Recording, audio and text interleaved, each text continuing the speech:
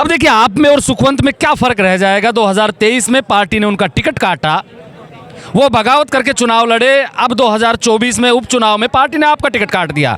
आप भी तो वही कर रहे हैं जो सुखवंत कर रहा था पिछली बार। जय भाई, मैंने तमाम आपके जो चाहने वाले थे उनके भाषण सुने और आपका भी सुना। मुझे ऐसा लगा कि रामगढ़ में लोगों को डरा कर वोट लिए जाते हैं। पुलिस का इतना डर क्यों है? जितने भी लोगों ने तारीफ की आपकी, वो तमाम लोग कह रहे थे कि सुखवंत तो वहाँ फ़ोन नहीं कर पाते, आप फ़ोन कर देते। उन लोगों को डराया क्यों जाता है पुलिस के नाम पर? पुलिस आहूजा भाई, आप कह रहे थे कि हिंदुओं को लेके आप बड़ी बड़ी बात कर रहे हैं, समाज को लेके बात कर रहे हैं। एससी समाज हो गया, ओड समाज हो गया, और भी एक दो समाजों के नाम आपने लिए। मैं ये जानना चाह रहा हूँ कि 90 के दशक से लेके अब तक राजनीति जय आहूजा परिवार करता आया है। अगर 25 साल में वो कुछ नहीं कर पाए तो अब क्या कर देगा? हमने सब कुछ किया है। इतना डर क्यों है अभी लोगों में? रामगढ़ में जय आहूजा का टिकट कटने के बाद में अपने समर्थकों की मीटिंग बुलाई है। जय भाई, मैंने 2023 का विधानसभा चुनाव भी देखा, तब आपके पास इतने लोग नहीं थे। आज बहुत संख्या में लोग आए हैं। क्या डिसीजन लिया आपने? मेरा इसमें यही कहना है कि पिछले 10 महीने जो थे, उस 10 महीने में मैंने 24 घंटे और 365 दिन के हिसाब से काम किया। रात को 12 बजे भी मेरे घर पे कोई आया तो मैंने दरवाज़ा खोल के उनके साथ मिल के उनको कभी निराश नहीं किया। और यहाँ पे जो अत्याचार सतत हो रहे थे, जैसे गौरक्षकों के और पुलिस के बीच में सामंजस्य बनाया, तो गौ तस्करी काफ़ी लगाम लगी। साइबर क्राइम के मामलों में पुलिस को प्रमुखता से काम करने के लिए उन पे दबाव बनाया। प्रशासन के साथ कोऑर्डिनेशन करके जो भी हमारे एससी के भाइयों की, प्रजापत भाइयों की मेवात के इलाकों में ज़मीनें दबाई हुई थी जबरन, उसको ज़मीनों को छुड़वाने का काम किया। गौचरे को ज़बरदस्ती कब्जा करने का काम जहाँ हो रहा था, वहाँ गौचरे को मुक्त कराने का काम किया।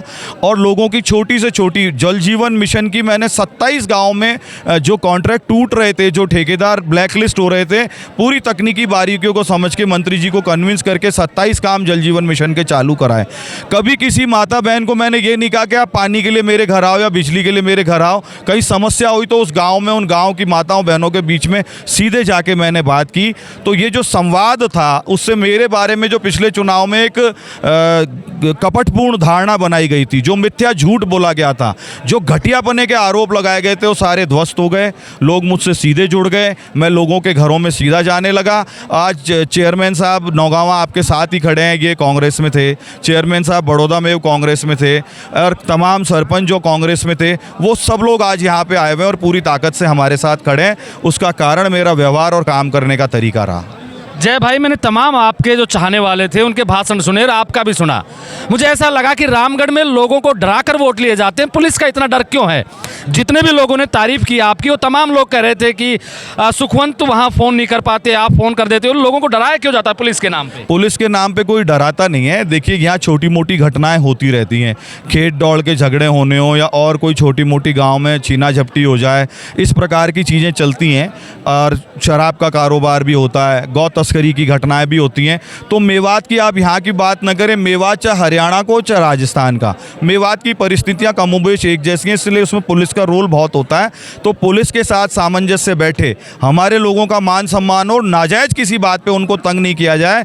आप इस 10-11 महीने के कार्यकाल में एक भी केस नहीं ढूंढ सकते जहां मैंने किसी नाजायज़ अपराधी की मदद की हो। मैंने केवल इनोसेंट लोगों के साथ में जो पुलिस की निरंकुशता का व्यवहार कांग्रेस के समय से चल रहा था, उसको ठीक करके प्रजावत्सल राज्य के तरीके से पुलिस आम आदमी का सहयोग करे, उसकी बात सुने, उसको चाय पिलाए और उसके सुख दुख को समझ के आम आदमी की मदद करे। इसका मैंने प्रयास किया, जिसमें मुझे काफ़ी हद तक सफलता भी मिली।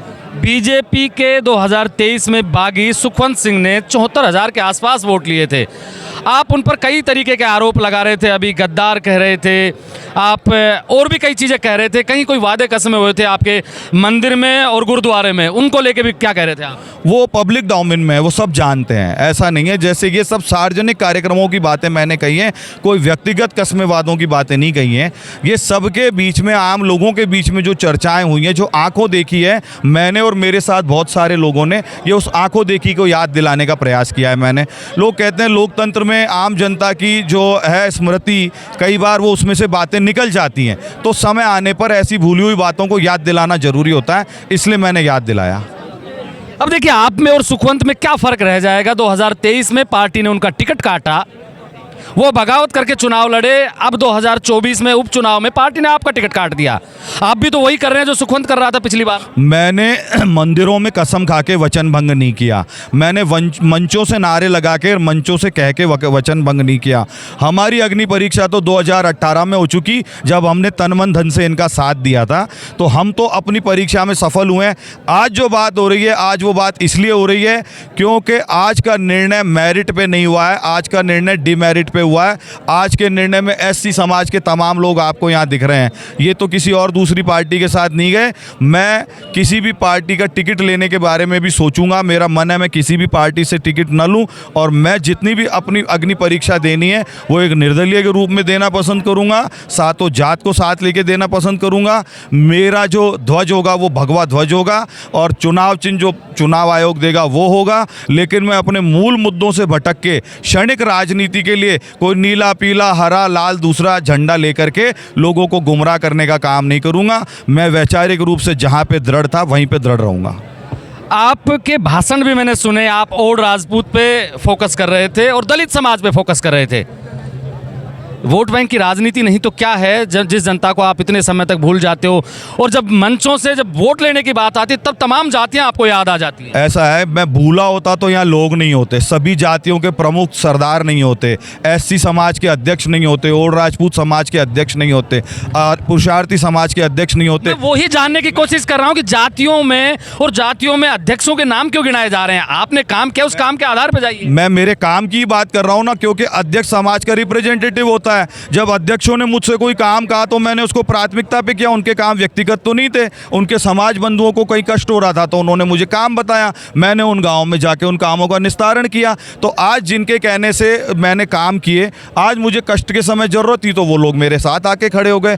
तो ये वोट बैंक की राजनीति नहीं है, ये तो हमारा परिवार है। मैंने 3 जातियों का नाम बताया जिनके उत्थान की बहुत आवश्यकता है और जो बहुत बुरी तरह से संघर्षों में जीवन जी रहे हैं। ऐसे संघर्षशील लोगों को उनकी गर्दनें ऐसे आदमी के हाथ में नहीं दी जा सकती जो आदमी वैचारिक रूप से पूरी तरह से कॉम्प्रोमाइज्ड हो, और वो पहले भी अपने इन समझौतों के आधार पर चुनाव लड़ाओ। उसका और जुबेर खान के परिवार का पर्दे के पीछे का समझौता जग जाहिर है। मैं किसी के साथ समझौता करे बिना अपनी जनता, अपने लोग, अपने भाई, अपने बच्चे, अपनी माताएं, अपनी बहनों के बीच में जाऊंगा। जो उनका निर्णय होगा वो स्वीकार करूंगा। आहूजा भाई, आप कह रहे थे कि हिंदुओं को लेके आप बड़ी बड़ी बात कर रहे हैं, समाज को लेके बात कर रहे हैं, एससी समाज हो गया, ओड समाज हो गया, और भी 1-2 समाजों के नाम आपने लिए।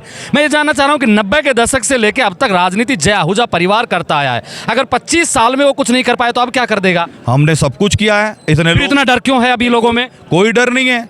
ये तो थानों में लोगों के साथ ये जो निजाम कांग्रेस के समय का चल रहा था, ये आदत होती है, एक पुलिस का स्ट्रक्चर बन गया था। उनको आदत थी सबको हड़काने की, उनकी आदत। हमारा राज आया, बीजेपी का ठीक कर दिया, और अपने दबाव से ठीक करेंगे। आगे बीजेपी के राज के बिना भी लड़ाई लड़ेंगे। लड़ाई जनता के साथ खड़े रहने की होती है, लड़ाई किसी की मोहताज नहीं होती है। अब ये लड़ाई जनता के साथ, जनता के बीच में लड़ी जाएगी। कोई डर नहीं है उनको।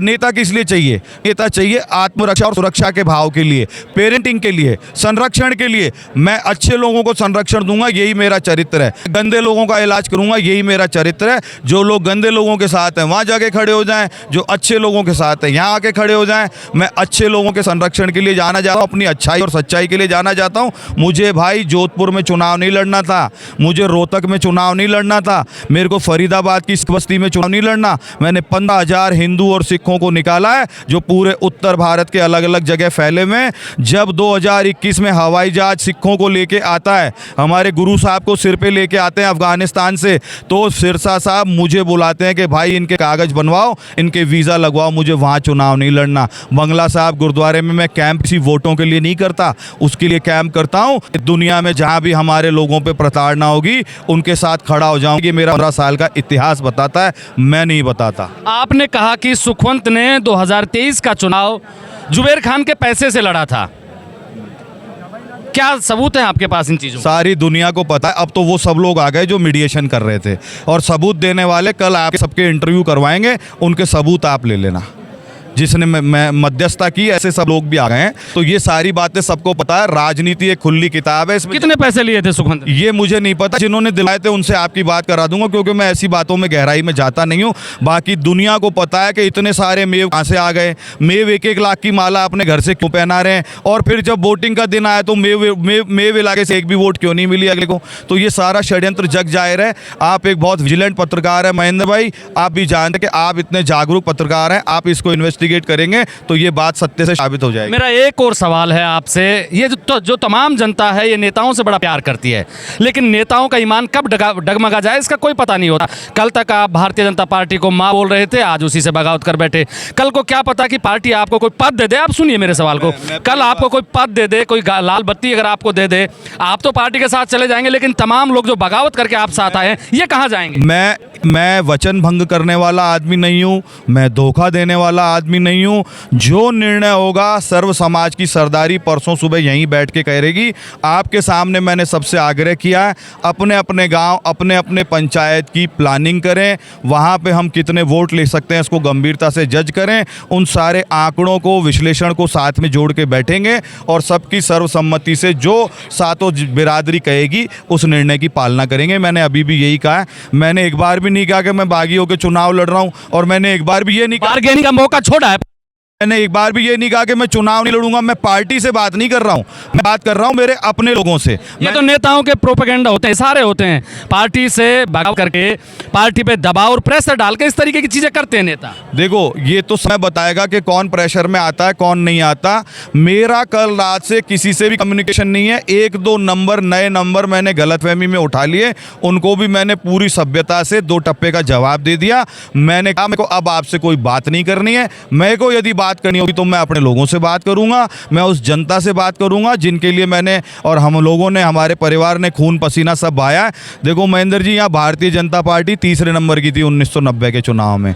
ये ज्ञानदेव आहूजा जी का पराक्रम और पौरुष था कि यहाँ पे पार्टी जीतना सीख गई, नहीं तो हालात ये थे कि रघुवर दयाल जी बड़ी मुश्किल से अपनी जान बचा पाए थे 1990 के चुनाव में। लोगों को ताकत से खड़े होना, अन्याय के विरुद्ध लड़ना, आतताइयों के विरुद्ध लड़ना हमने सिखाया है। इस पे मुझे बड़ा गर्व है, कोई अहंकार नहीं है। सोए हुए समाज को एकत्रित करना और सोए हुए समाज को जगाना, ये काम हमने सफलतापूर्वक किया है। आज पार्टी को ये बात समझ में नहीं आ रही है, पार्टी उन सारे बातों को भूल गई तो कोई बात नहीं, हम पार्टी को भी अपने तरीके से जो बात है उनको, सारी स्मृतियों को पुनः याद दिलाने का प्रयास करेंगे। जय भाई अंतिम समय आपने कहा कि जय ज्ञानदेव आहूजा ने पार्टी को शीर्ष पे लेके आए। ज्ञानदेव आहूजा फिर बिना पार्टी के चुनाव लड़ने की हिम्मत क्यों नहीं जुटा पा रहे? अगर बिना पार्टी के इतनी ताकत है तो देखो, हिम्मत लोकतंत्र में, लोक यानी जनता, जनता का तंत्र, जनतंत्र, जनता, जन अगर ये निर्णय लेके परसों मुझे कहता है कि चुनाव लड़ना है तो जरूर लड़ूंगा।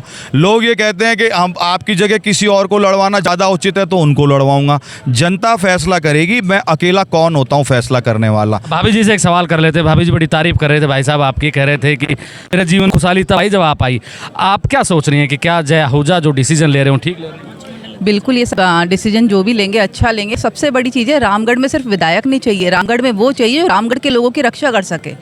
हमको तो नहीं पता था ना 10 महीने बाद वापस इलेक्शन होने वाले हैं, बट इन्होंने 10 महीने तक लगातार यहाँ पे लग के, डट के, सब कुछ छोड़ के यहाँ पे लगे। और जब इनको 35,000 वोट मिले थे, मैंने इनको यही कहा था कि रामगढ़ की जनता ने आपका साथ नहीं दिया है, आप वापस जयपुर। जो इन्होंने बोला नहीं, जिन 35,000 लोगों ने मेरा साथ दिया है मैं उनको छोड़ के नहीं आ सकता, और मैं वहाँ रहूँगा, मैं लोगों का काम भी करूँगा, तो मेरे लोग अपने भी होंगे। मुझे जब मैं पाकिस्तान से लोगों को बचा सकता हूँ तो मैं यहाँ भारत के अंदर, अपने राजस्थान के अंदर लोगों को क्यों नहीं बचा सकता? मैं लोगों की हेल्प क्यों नहीं कर सकता? तो ये जो करेंगे वो अच्छा करेंगे, मैं इनके साथ। आप इनके साथ? जी। ये जो तमाम लोगों का प्यार आप देख रही हैं, इसको देखते हुए आपको क्या लगता है कि जय आहूजा को क्या चाहिए? जय आहूजा को अभी जो बात हुई है कि परसों जो मीटिंग होगी उसके अंदर हम लोग निर्णय लेंगे, जो भी होगा, और जो भी निर्णय लेंगे वो सही होगा। अगर आप बोलते हैं कि पद मिलता है, अगर पद भी मिलेगा तो रामगढ़ में रह के ही लोगों का भला करेंगे हम, ये भी मैं आपको बता रही हूँ, और मैं खुद भी साथ में रहूँगी इस चीज़ में। देखिए, नेताओं के दिल दिमाग को कोई नहीं पढ़ सकता, उनके चेहरे और उनके आंखों में कोई भाव होता है और दिल में कोई और भाव होता है, जबान से कुछ और कहते हैं। अभी अपनी बातचीत कर रहे हैं, अपने लोगों से मिल रहे हैं, क्या डिसीजन लेंगे परसों तय होगा। आप मेरे साथ देख रहे हैं black and white. Mahendra Yadav, जय हिंद, जय भारत।